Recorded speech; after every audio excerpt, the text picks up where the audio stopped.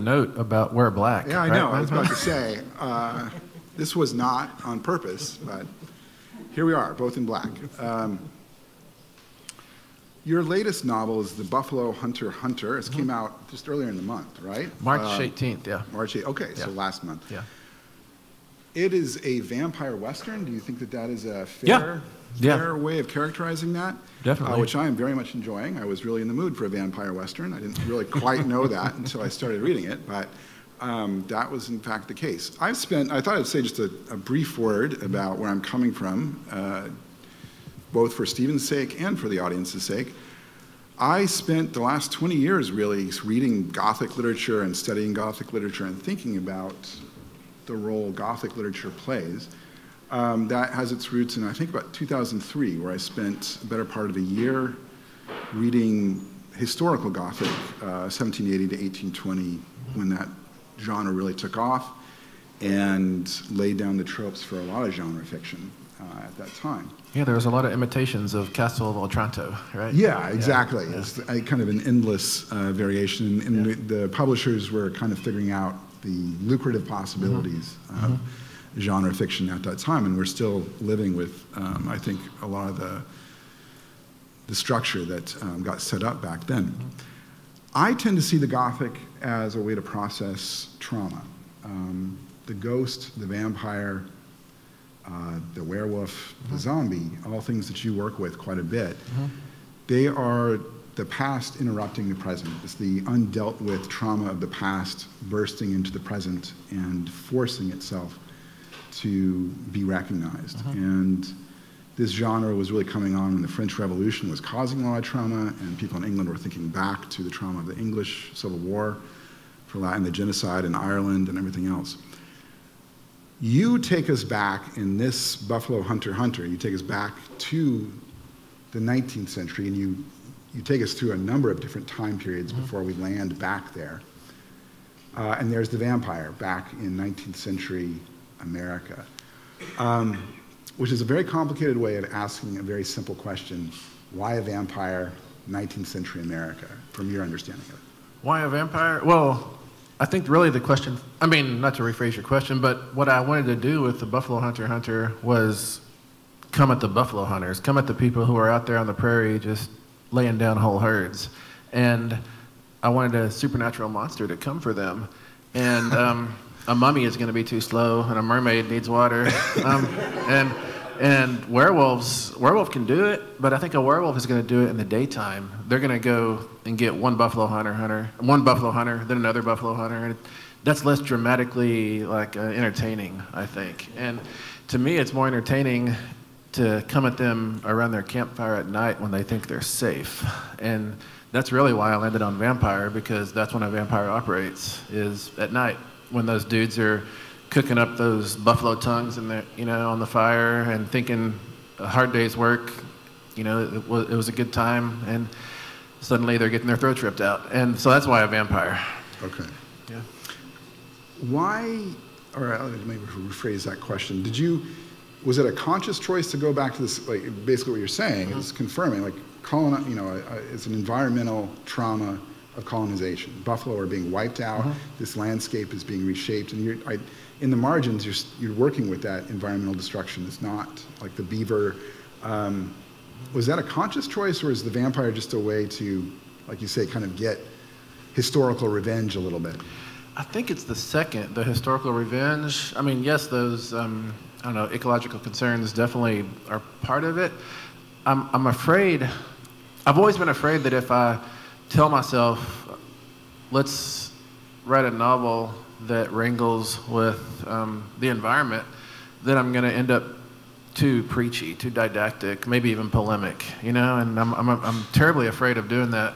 And so I always shut off that part of my brain and say, you're just having a dude with sharp teeth bite people, and you're going to do that for the rest of the book, and it's going to be fun. And if other stuff falls into place, great. If it doesn't, then you still saw a vampire. Did you notice anything? I think I asked you this in the teaser interview. Did that 19th century context, I mean, I grew up, and I'm kind of assuming you were around this too, we both grew up in the American West at a similar time. And every Saturday morning I would watch Westerns, endless Westerns. I think it's where, I was very happy to have a Western again, except one I could live with, the politics a little bit more. So again, thank you for that. Did you notice that genre, or did you notice the 19th century West changing for you as you wrote the novel? Did you see it with new eyes? I saw it with different eyes than I did when I was a kid engaging in Western anyways. Because, I grew up on Westerns. The first batch of novels I was lucky enough to read when I was 11 years old were all Louis L'Amour Westerns. Sure. And that's the same story, just with the name slightly changed every time. But I was totally satisfied because it's a good story. A stranger comes to town and meets out justice and leaves and says a lot of cool things while he's doing it. And that was pretty great. But I've always felt weird that now Louis L'Amour is part of like my writer kernel inside of me, but he got in there before I was like critical of his politics and the way he treated Native people, so it's weird having him be part of me, if that makes sense. Yeah. So, but yeah, then, I don't know, probably 8 or 10 years later, I was still reading engaging Westerns, watching them on screen. Everywhere I could, I was into the Western, but I was coming at them different. I was coming at them like, how can I take their knees out? And that's with every book I do, that's basically what I'm trying to do. I'm trying to take the knees out of something and just knock it down. Right, okay. The vampire is you're talking about the gunslinger, the sort of the descendant of the Byronic hero who comes in and meets out justice, as you put it. And that's, that usually involves, not always, but usually involves a very clear moral vision on the part of the gunslinger, right? He knows right from wrong and he can mete out that justice. The vampire is usually a little bit more of a random force. Would you agree? Totally, yes. Why the random force then? What did you want, the anarchy or? Well, what I love to do in the books I write and the stories I tell is to complicate matters.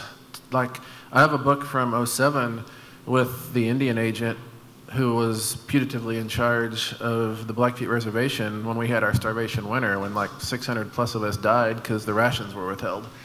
And to me, it seemed too easy to make that guy evil. It seemed like a much harder task to make him compassionate and caring, And that's also what I want to do with the two of the main opposing characters in here, the Lutheran pastor Arthur Bocarn and the vampire, the Blackfeet vampire, Goodstab. I want to make them equal parts, like, not sympathetic, but someone we can identify with anyways, but also monstrous. Because it's always, those Louis L'Amour novels, they're nice because they're easy. You don't have to think, because you're right, it's Manichaean, it's black and white, Yeah, but to me, the interesting stories are the ones where you don't really, either you don't know where to put your sympathies, or you realize too late you've put your sympathies in the wrong place, And that to me is endless fun. And so, Goodstab in here, he will tell his story such that he's a hero, but he does some pretty bad things, Yeah, absolutely. I'm going to use that as an opportunity to transition to another recent work of yours that I really enjoyed, and it's different than Buffalo Hunter Hunter, and that's, I'll actually hold this up for the audience. I Was a Teenage Slasher, great cover, great font, which I really enjoyed too, and it's very much a variation on the slasher movie. You did something to me there that I want to complain about just a little bit, in an amusing way. You put us, and you've worked with this slasher genre before, but I think, if I remember correctly, in My Heart is a Chainsaw, you go into the third person. Yeah. And then you take in, here it is in the title, I Was a Teenage Slasher. It's very much first person. And we are with Tolly killing every single victim. And we are also, and this is the thing that got me a bit, we're also falling in love with Amber. The reader is falling in love with Amber as the novel progresses. And she is, his crush that he's kind of, in kind of typical 80s movie fashion, kind of gradually realizing this is the real girl, but then also realizing that he's going to have to try and kill her too, because she's the final girl of a slasher movie. And so here you are as the reader, identifying with the killer, being forced to kill, and then to kill the girl you're also kind of falling in love with. Why did you do that to me? One of my favorite things is to put the main character in a bind that's basically unsolvable. I think that promotes good conflict, which keeps the story going. And I'm wonderful. I'm thrilled you engaged with that bind. I did the same thing with Good Stab in Buffalo Hunter. And Good Stab, one of the characteristics of the vampire type he is if he eats too many mule deer, he starts to grow horns and get fur and maybe even hooves. If he eats too many trappers and buffalo hunters, he gets a beard, his skin gets pale, he starts to turn into a white guy instead of Blackfeet, and he identifies being Blackfeet as just skin and hair. So like if he sees his reflection somewhere, he knows he's no longer Blackfeet, even though he's Blackfeet on the inside. And to me, that's an impossible bind because he wants to be the hero of his people, but in order to stay Blackfeet, he has to feed on his people. And that's not solvable, really, I don't think. Right. And yeah, so in all of I don't know, I should list them all out and figure it out. But I think in most of my stories, I try to put the main character in a bind that is unsolvable. Okay. And why do you, I'm just going to push that question further. What happens to the reader? What do you hope happens to the reader when they are in that unsolvable situation? What do you, if you're hoping for anything? I am hoping that they are rooting for the main character to figure out a solution. But then frustrate them with not having the solution? I was frustrated. Yeah, I think a good ending of a story is the reader is barreling through, logging all the information, exposition, characters, feelings, everything, and they get to the end of the story, and they can go through door A or door B, like character lives, character dies. Those are the two doors they can go to. And I think it's my job as a writer to feel around in the darkness and find door C, which is neither alive nor dead, but it's something the reader didn't anticipate, but it feels built in all the same. And I can't do it all the time, but the times I can't do it, I don't publish those books, you know? Why, this is a very broad question. I'm going to come back into narrow focus, but I think sooner or later, how would you explain why you work in horror fiction, science fiction, the sort of non-realist formats? You know, I mean, the easy answer is that's what I cut my teeth on genre fiction, so that's my first love, and I just want to pay back into the system that I feel like has given me so much, but it also just makes my heart beat, you know? And to me, that, like, I'm not saying that literary fiction doesn't make my heart beat, it does too, but the trick with me is that, like say a literary fiction story, if I read a story about, I don't know, a 45-year-old professor whose parents divorced when he was 12 and that threw him in a spin for 3 decades, and you know, it's 300 pages of that, and it's, at the end of it, if it's a poorly written novel or if it's a novel that arrives at some place that's not satisfactory, then it falls through my fingers. I'm not holding anything. If I read a 300-page novel about a cybernetic werewolf, and at the end it doesn't satisfy or it wasn't good getting there, a lot of it falls through my story, through my fingers. But what's left is I saw a cybernetic werewolf, and that was pretty cool, you know. And so I think genre fiction just leaves me with something to hold on to, even when it fails. Sure. That actually makes complete sense to me. Really does. My Saturday morning brain kind of clicks in from being 12. That's the way you said that. It reminds me. Didn't T.S. Eliot say of Edgar Allan Poe, he was a fine writer. It's just too bad he had the imagination of a 12-year-old boy. Yeah, you know? That's why I like Edgar Allan Poe, and that's why I've been enjoying your work as well. Yeah. You definitely pull on those both sides. The 12-year-old watching westerns and cartoons and reading Avengers comics and all that stuff at the same time, giving me really interesting. This comes to the next question, actually. So thank you for setting that up. The political possibilities of horror right now. What do you see as the, you know, and I mean small p politics.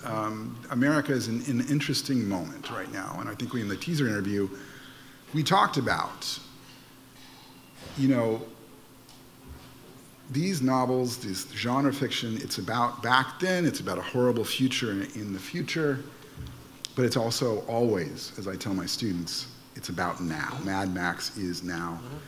The vampire from the past is also now. What do you see that similarly, or what do you see as the political possibilities of horror right now?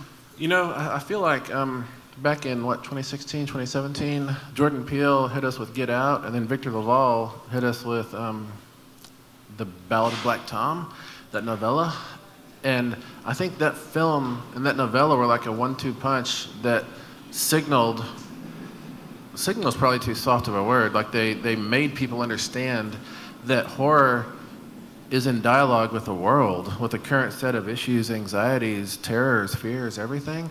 I think by and large before that, people who considered horror at all considered it like, here's the big circus tent where all the other genres are, and way out in the darkness there's this weird tent where these people like to do blood gags with each other. You know, we weren't part of the conversation, and I feel like since Get Out and Ballad of Black Tom, the world has had to recognize that horror is distorting the world's own anxieties and fears and terrors back to the world so that the world can either face them, process through them, I'm not sure.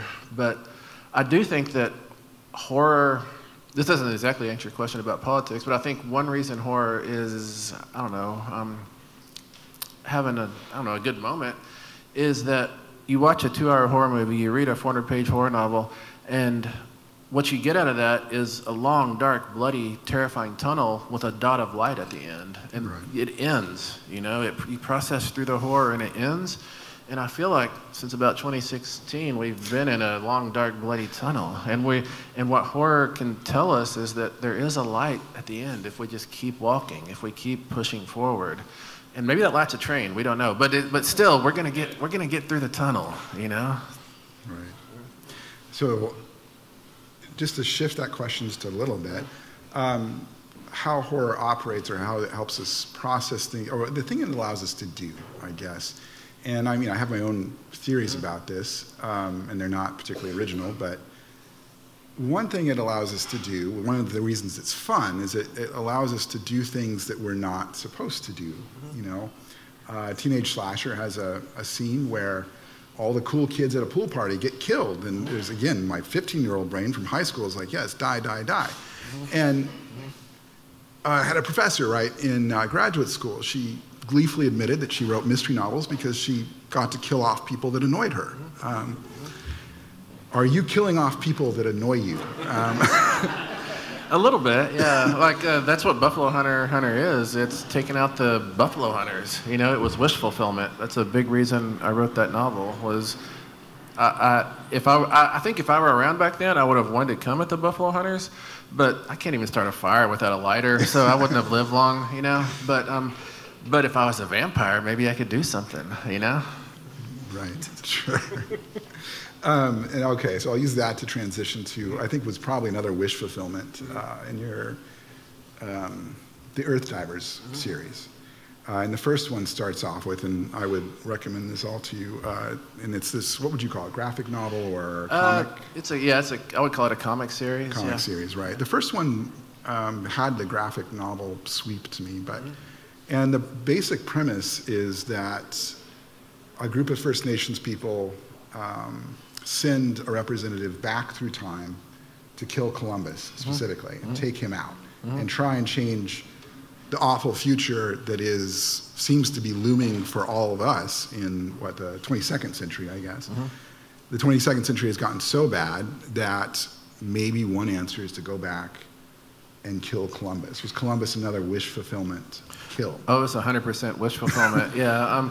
Like in this 22nd century, they run the data and they figure out if America doesn't happen, the world is going to be so much better off. And the way to keep America from happening, they think, is to go back and take Columbus out. And so, yeah, what I wanted in that book was I just wanted to cut Columbus's throat, and I finally got to do that. And it was great. Right, sure. It doesn't. Well, I don't want to give this away, but it doesn't, at least in the parts that I've read so far, actually change our future. No, you can't. You can't. I think history or time is elastic, and it it flattens out fluctuations, you know, so you might think you're doing a lot of good, but things snap back into place, and you probably make things worse than they were in the first place. Right. That use of time, where you're displaced in both the past and the future, and this representative is bringing back all of his modern day, you know, he's shouting at, I think the other characters, there is an id, you know, there is evolution or something like that. How did you understand the role of time as you're writing a time travel story? Yeah, I had to understand. I had to like have a conceptualization of time, and my conceptualization of time was that it's a big sluggish kind of worm that you can't really hurt, and it doesn't really notice you. It just processes us through its gut, and we can't do anything about it really. We can irritate like a turn in an intestine or something. I'm guessing worms have intestines. I don't know. I'm not a biologist, but sure. That actually, it makes sense. That's actually what's terrifying about that series, is the inevitability of this situation. Yeah. And do you scare yourself at that point with that? To me, the killing of Columbus or the vampire, that's not the terror. The terror comes in from, as you've put it before, the choice that can't quite be resolved. Yeah, you're right. And like in Earthdivers, the bind that the main character who is sent back to 1492 is in is that he is not a killer. He is a linguist. He's sent back because he can actually speak Genoan and Italian and Portuguese and stuff. And so of their whole crew, he's the one who can go back and conceivably fake his way onto that first voyage, onto the Nina Pinta Santa Maria. And but the problem is, his wife is a soldier. She would be great back in 1492, but she can't speak the language, and she's a woman, so she'd have a hard time getting on that ship. So his bind is that he's not a killer, but he has to kill to save the world. Right. Okay, I'll shift over again, and it's kind of with I Was a Teenage Slasher. It's also with My Heart is a Chainsaw and that series, where you're very much involved with the slasher genre, as we've discussed. And it's you work with a trope in those novels, the final girl. What do you find interesting about the final? I'm going to actually try and shut up just a bit and ask you to just meditate on that a moment. What is interesting about what is the final girl? If you could explain that for those of us who don't watch all those movies. The final girl is the one who makes it through to morning after the bad night, basically. And in the 80s, the 70s and the 80s, she tended to make it through kind of by luck. And then at the end, she would find the fighter inside her and resist the killer. As we get into the 90s and beyond, the final girl makes it through with vigilance. She is aware. She clocks that there's people missing, that there's noises out there, and she's it's not that she doesn't drink, do drugs, have sex. It's like, I don't think slasher tales or morality tales like that, but not drinking and doing drugs keeps you more vigilant. You know, not having sex means you've got your clothes on, you can run away.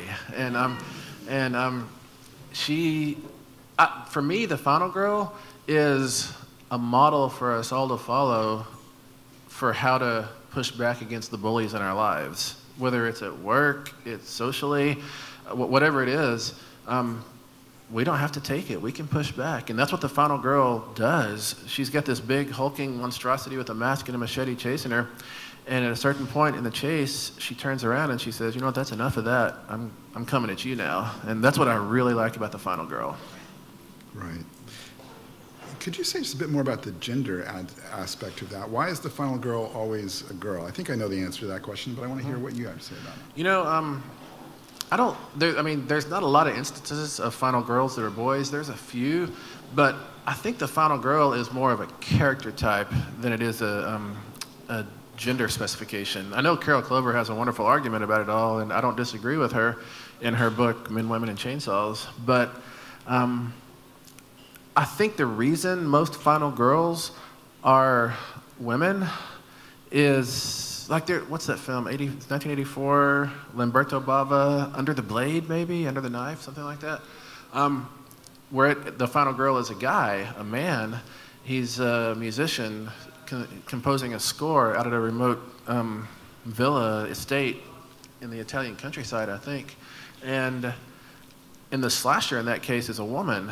And there comes a point in the story where he's running through the house and the slasher's chasing him, and he gets cornered and he turns around, and like he's got like 8 inches on her and 50 pounds, you know, so he just knocks her down. And I think just because of the way the human species kind of shapes itself such that men tend to be, I don't know, taller and longer than women, it makes for better stories if it's balanced the other way. So it's the slasher has a longer reach and maybe more muscles. I don't know. So there's practical elements. Yeah, it's just practical. It's mechanical. To me, it's just mechanical. Yeah. Yeah, I mean, at the same time, it's not mutually exclusive, but I did see from Gothic fiction there was always the helpless female victim. Yeah. There's this poor girl who just gets tortured for 500 or 600 pages in the early 19th century, and it's always really gratifying in the slasher movie to see her punch back really hard. Yeah, it is. Yeah. And you know, and then in the silent film era, or in the early 20th century film, that became the damsel in distress. You know, and sure, yeah. And her main job was to scream to alert the men to come be heroic. You know, right. But I'm so glad the damsel in distress kind of went through the psycho blender and came out as in the psycho blender and the giallo genre and came out as a final girl, someone who is strong. Right. Let's move over to a question that came up last night in the panel that you were a part of, and so we can fold this in before we go to the Q&A. I'm going to just say a sentence to you, and I want you to fill in the blank, or you can leave the blank blank. Okay. I am a blank writer. And this was, you touched on this last night, and we just acknowledged this, but I kind of want the broader audience to hear this. I guess the only adjective I really accept is New York Times best-selling, you know?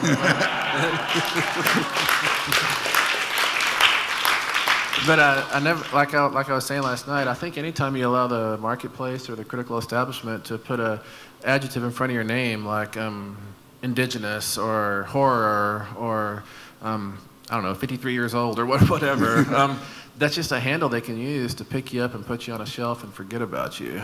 And I think that's been my effort ever since my first book back in 2000 was to try to slither out from under any of those handles that the world wants to put on me, because I just want to be a writer. That's what I want to be. And I think that gives me a lot more room to operate if I'm just a writer.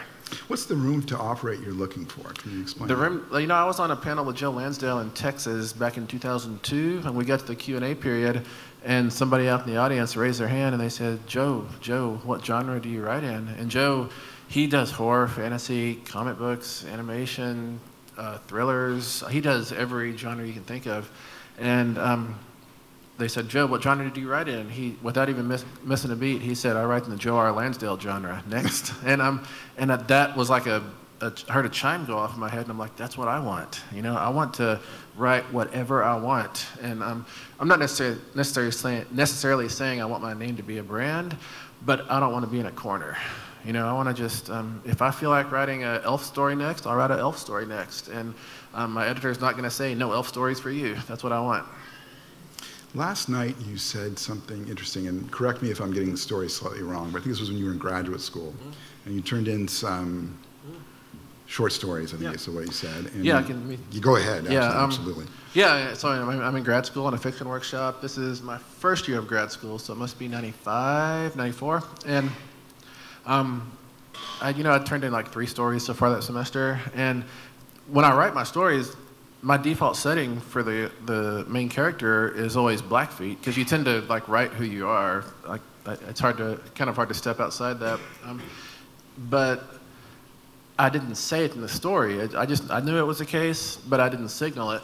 And then I turned in maybe a 4th story where someone had asked, like in a convenience store, they asked the main character, "What are you, anyways?" And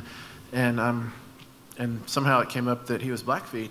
And I came to a workshop for everyone to chew up my story like it had been happening. And instead of chewing it up, they had like their sacred faces on. And they're like, oh, this is important, holy material. This is about Native American people. And it was just so disgusting. And it made me never want to signal that again, you know. But then I started publishing novels, and they started turning into audiobooks. And I learned really quickly that if I don't, in somewhere in the text, say, this is a Blackfeet person, or this person is from this community or whatever, then the people producing the audiobook don't know who to cast, you know? And so I started having to say it all over again. But in the intervening years, I've learned better how to push back against people putting their sacred faces on, you know? Yeah, that part of the story really struck me. You don't want them to have their sacred. No. You want, well, I'll fill in the blank again. What do you want them to be doing when they're reading I Was a Teenage Slasher? I just want them to ride the story and feel the feelings. And if they get any like political valence out of it, fine, great. I think every utterance you make is a political utterance. You can't escape that. I've got my own set of grievances and axes to grind and all that. That's unavoidable, and that does find its way into my fiction. But it doesn't find my way into my fiction intentionally. It finds its way in because you can't help but do that. And were you ever surprised by the politics that popped out at you out of a previous text, or? Yeah, that's a good way to ask that. I have been surprised by people's like reads or interpretations of my books that they, like in Q&As, they like I have this one book about, it came out in 2010, it came from Del Rio. It's about I pitch it as a tender father-daughter reconciliation story, as complicated by the father being a zombie with a bunny head, you know? And because his own head wore out, so he had to fight a giant rabbit and trade heads, like happens. And somebody raised their hand in the audience, and they had this big theory about like rebirth and Easter and stuff. And I guess I was like, yeah, sure, that's great. But I never plan on that. You know, I've done a lot of events with Percival Everett, and I've learned from him that when people come up to you and have a big interpretation of your book, just say, yes, you're right. Because why not? You know, it's like, what else are you gonna do? You're gonna say, no, you're all wrong. You're kind of half right. You know, that's not a cool way to do things, I don't think, because it's not my story anymore, and I'm not the boss of its read or its interpretation or anything. I feel like I'm just a person who has anecdotes about the writing of it. You know, like a novel I did in '03, All the Beautiful Sinners.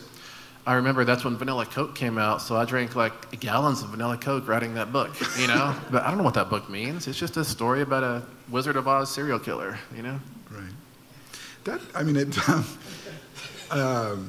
It suggests something that I saw in an interview you did that I found on social media, where you talked a bit about your writing process. And you said, I should have written this down for you, but hopefully you'll remember saying this, writing is recess for you. This is pure fun. Oh, it is, yeah. I consider writing, it's when I get to play with dragons, you know? And I can't play with dragons in this world. In this world, I have to put gas in the truck and mow the lawn and all that stuff. But if I can go to the keyboard, then that is recess, that's playtime. And I think that's why I write so much, is because who doesn't want to go to recess all the time? You know, I think if writing ever becomes work for me, I'll probably go do something else, because I don't want writing to become a chore. Writing has always got to feel like an escape, like it's, you know, it's 2:30. We get to go outside for an hour. It's going to be fun. You know, that's what I want when I write. That's what I get too. So. Well, and that circles back to the earlier thing you said, where you don't want. I'm going to make an assumption here. When they're reading I Was a Teenage Slasher, they're reading Earthdivers, the comic book, you don't want their sacred face on. You want their 12-year-old, 15-year-old face on. I do. I'm on recess. For sure. Reading a comic book under the covers. I know. I want to feel like I'm hanging on the monkey bars, and the reader's hanging on the other end of the monkey bars, and we're smiling at each other. You know? Right. I think I'm going to leave with that image because it's that good. Although I'm tempted to ask the kind of Ezra Klein podcast question, so I'm going to do this because I actually want to know. 3 horror novels that you would recommend, and your favorite slasher movie of all time. Favorite slasher movie is Scream, and 3 horror novels I'd recommend.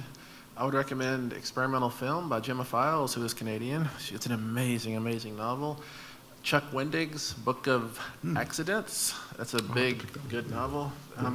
And let's see, third one. That's when it gets hard because I have to exclude so many others. I'm gonna say Sarah Grant's Come Closer from 2003. It's a little short, it's probably a novella really, it's published as a novel, but it is absolutely terrifying. It's a possession story. Okay, thank you. With that, I think we're going to go to the Q&A, and I've been asked to remind you, I think you've already been reminded once, that before you start asking your question, Marie-Andre will have the microphone. We are recording, we are filming, so we want to make sure that your question gets into the record, as it were. Any questions, comments? Yeah, raise your hand and I will Anybody want to play with Stephen? Okay. Raise. Let me see. I'll go over there. Yeah. No, I keep the microphone. Okay. What sort of... So if we're saying that there's sort of two types of horror, the sort of grandiose Dracula, Frankenstein sort of thing where it takes itself super seriously, and then the more genre horror, what would you say you find more fun or, I guess, relevant nowadays? The grandiose or the possibly schlocky, probably the schlocky, I guess. But to tell you the truth, with Frankenstein and Dracula, specifically with Frankenstein, we now consider them to be grandiose, but I feel like in 1819, Mary Shelley was just having totally fun. Schlocky, yeah, she was like, let me see if I can piece together a dead body and jolt some electricity through it and walk it around. You know, I feel like she was having a lot of fun when she did that. Totally just trying to scare her friends up in the Alps, yeah. Exactly, yeah. And it's so neat that the vampire and Frankenstein were born that same trip. Yeah, sure. Another question? Or born on the page, I should say. Yeah. Another question? Yeah. I'm going to you. Yes, thank you. Can you talk a little bit about your writing process, like where you write, how long it takes, you know, how it all comes together? Well, let's see. Teenage Slasher, I wrote it, I want to say in probably 7 weeks, maybe 8 weeks, because I had another novel due. And I had like 2.5 months to write, and I'm like, come on. And so I thought I can write another novel before this one's due. And I just like to push myself like that to see if I can do it. Buffalo Hunter, I wrote it mostly during the semester. It took 10 weeks. And with both these novels, I had no idea where they were going. I never know where my books are going. I think I like have to cloud that part of my mind off so that I can surprise myself. Because I feel like if I don't feel discovery when writing, the reader's never going to feel surprise.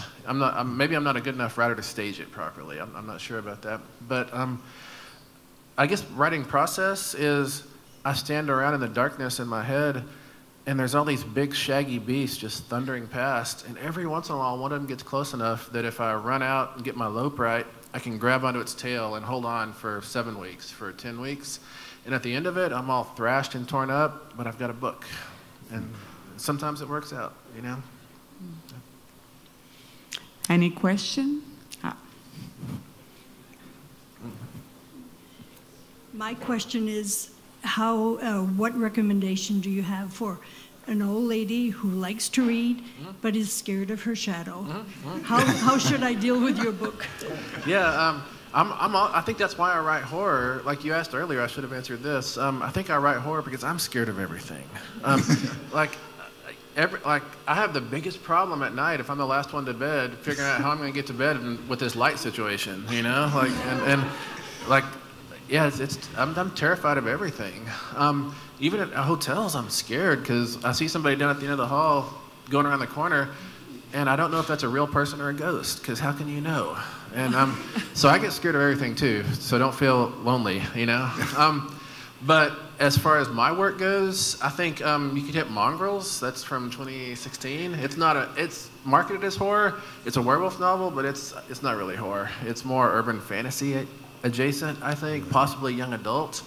But I've got a lot of books that aren't horror genre at all, like Leadfeather from '07.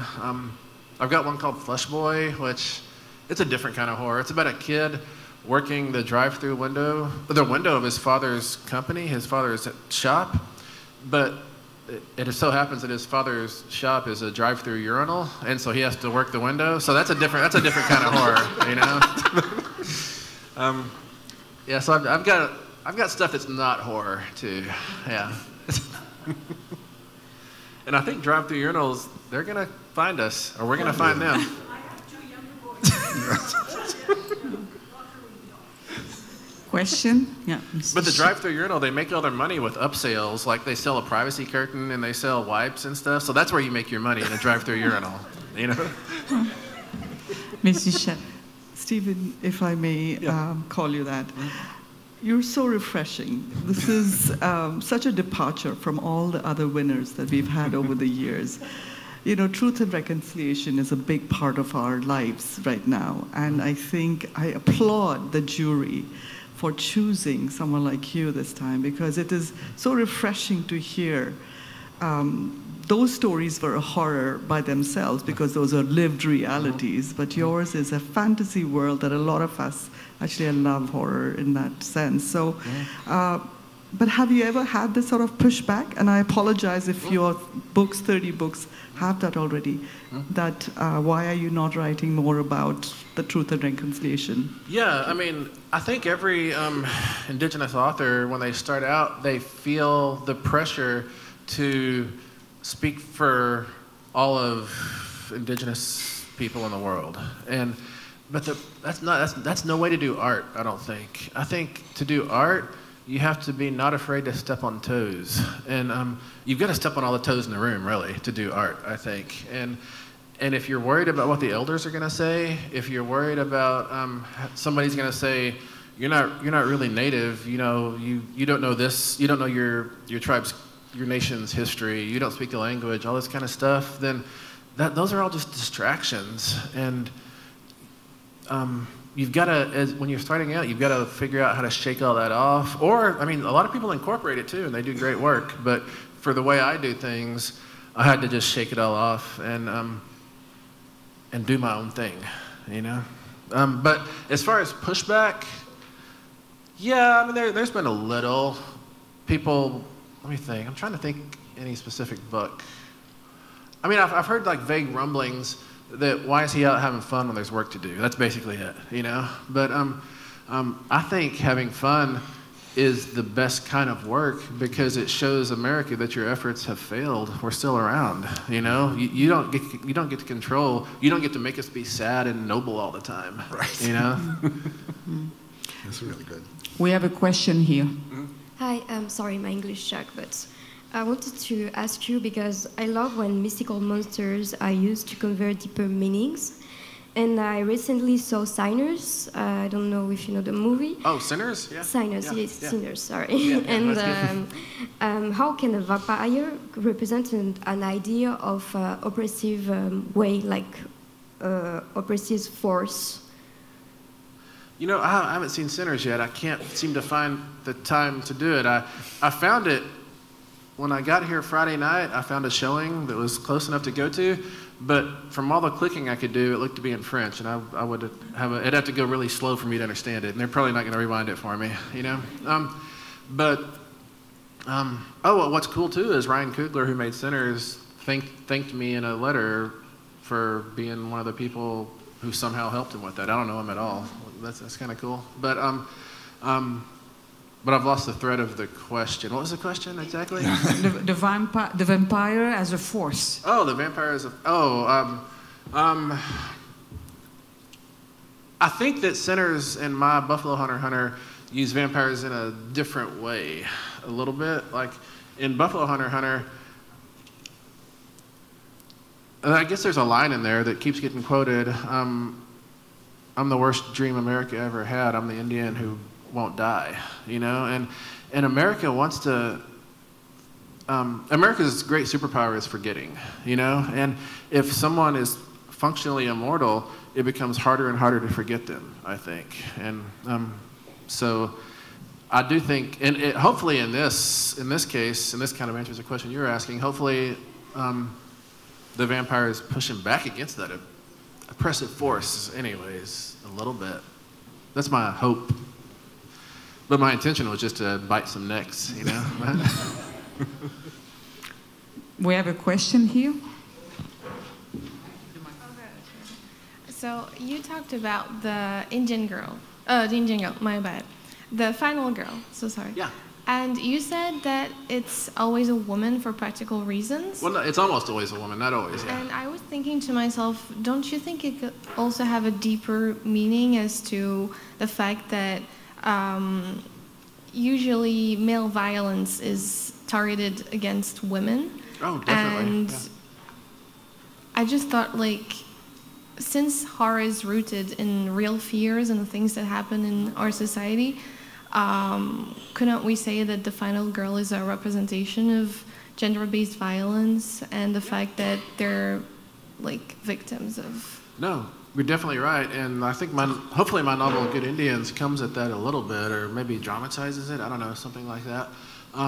But no, you're definitely right. It's just, for me to write a story, if I think in those kind of thematic terms, then I'm going to write a theme-driven story, if that makes sense.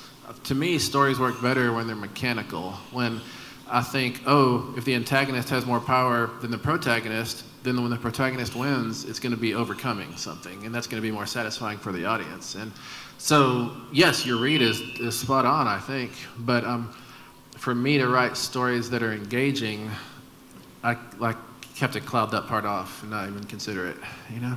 It is interesting, just to follow up on a previous conversation there. Like I was saying, I am forced to confront that gender violence through the first-person narrator. You're killing the girl. And that, you're not doing that intentionally, but it really brought that gender violence home to this male reader, at least. Oh, good. Yeah. Mm-hmm.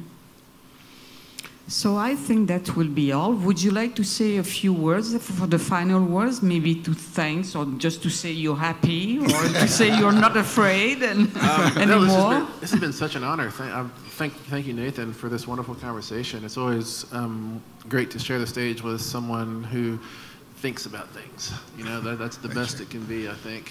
And thank y'all for being here for this, and thank the festival for bringing me here, and the jury for selecting me. It's such an honor, and